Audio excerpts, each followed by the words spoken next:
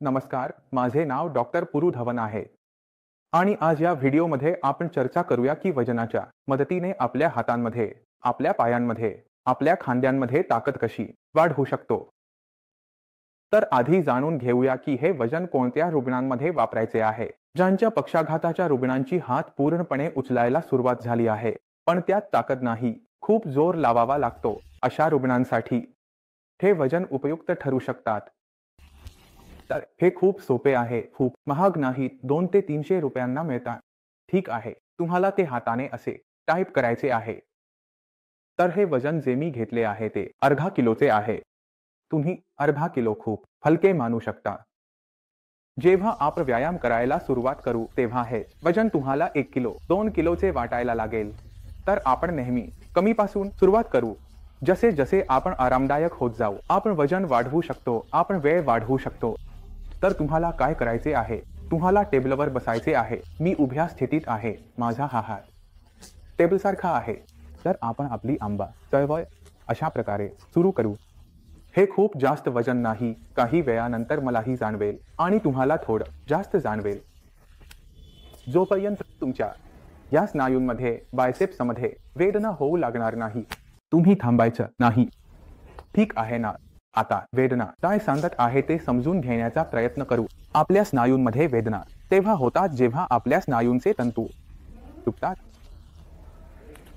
जेव्हा ते तुटून पुन्हा जोडले जातात तेव्हा ते आधीपेक्षा मोठे आणि जाड होतात आणि या प्रक्रियेला आपण हायपरट्रॉफी म्हणतो. स्नायूंची हायपरट्रॉफी. याच कारणामुळे लोक पहलवान होतात. जेव्हा ते जिमला जातात, व्यायाम करतात, त्यांचे स्नायू किती मोठे होतात. या मोठ्या स्नायूंचा फायदा पॅरालिसिस रुग्णांसाठी होतो, कारण आपले शरीर हाडांच्या सांगाड्याचे बनलेले आहे. या हाडांच्या सांगाड्याला कोण चालवतंय? स्नायू. जर तुमच्या स्नायूंमध्ये ताकद कमी असेल किंवा कमी तंतू कार्यरत असतील तर अशा प्रकारे आपल्या तंतूंना वारंवार तोडून पुन्हा जोर देऊन आपण आपल्या स्नायूंना जाड आणि मोठे करतो, ज्यामुळे आपल्या हातांना चालवण्याची ताकद खूप चांगली मिळते. तर या वजनांचा वापर करून आधी आपण आपल्या कोपराची व्यायाम करणार आहोत. आपले व्हॉट्सॲप आपल्याला मदत करायला सुरुवात करेपर्यंत आपण हे किती काळ करत राहू. आणि याच प्रकारे जर आपला खांदा हलत असेल तर आपण असे करू शकतो. कधीपर्यंत करणार, जोपर्यंत आपल्या डेल्टॉइड स्नायूंमध्ये वेदना होऊ लागणार नाही. ठीक आहे, कारण हात वर नेण्यासाठी ती स्नायू लहान असते तेव्हाच वर जाते. आता ही सुविधा माझ्या इतकीच सोपी आहे.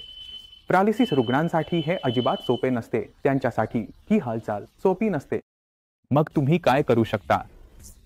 मी तुम्हाला मागील व्हिडिओमध्ये दाखवले होते शोल्डर व्हीलची मदत, तर तुम्ही शोल्डर व्हीलला याच्या मदतीनेही चालवू शकता.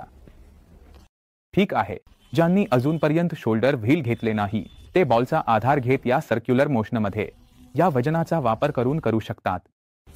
पण हे तुम्हाला तेव्हा सुरू करावे लागते जेव्हा तुमच्यासाठी ती गोष्ट करणे सोपे होईल. जेव्हा मागील व्यायामामुळे ते सोपे होईल तेव्हा तुमच्या स्तराला वाढवण्यासाठी या वजनाचा वापर करून आपण आपल्या हातात ताकद वाढवू शकतो. तुम्ही ते तुमच्या पायांवर देखील वापरू शकता, ज्याबद्दल मी तुम्हाला पुढच्या व्हिडिओमध्ये सांगणार आहे.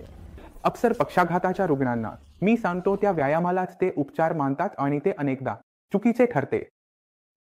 कारण काय होतं की जेव्हा पक्षाघात झाला तेव्हा तुमच्या मेंदूमध्ये रक्ताचा गुठळा आला होता, मेंदूमध्ये नस अडली होती. जेव्हा मेंदूमध्ये गुठळा आला, नस अडली, तेव्हा मेंदूच्या एका भागाने काम करणे बंद केले. आता जो मेंदूचा एक भाग काम करत नाही, तो जो काम करत होता म्हणजे स्नायूंना हलवणारा, तोही काम करू शकत नाही, ज्यामुळे आपल्याला पक्षाघात होतो. पक्षाघाताच्या बाबतीत व्यायाम आवश्यक आहे, परंतु मेंदूवर काम करणे तितकेच आवश्यक आहे जितके आमचे व्यायाम.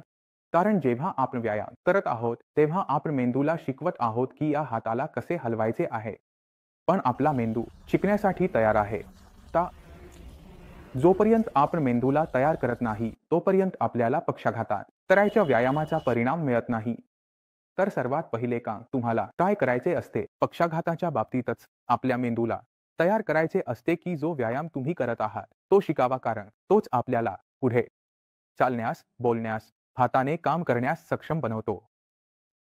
तर मी इच्छितो की या व्हिडिओनंतर तुम्ही एक संपूर्ण व्हिडिओ पहा ज्यामध्ये पक्षाघाताच्या रुग्णाचे उपचार कसे केले जातात, कोणत्या गोष्टींचे लक्ष ठेवले जाते याबद्दल तुम्हाला संपूर्ण माहिती मिळेल.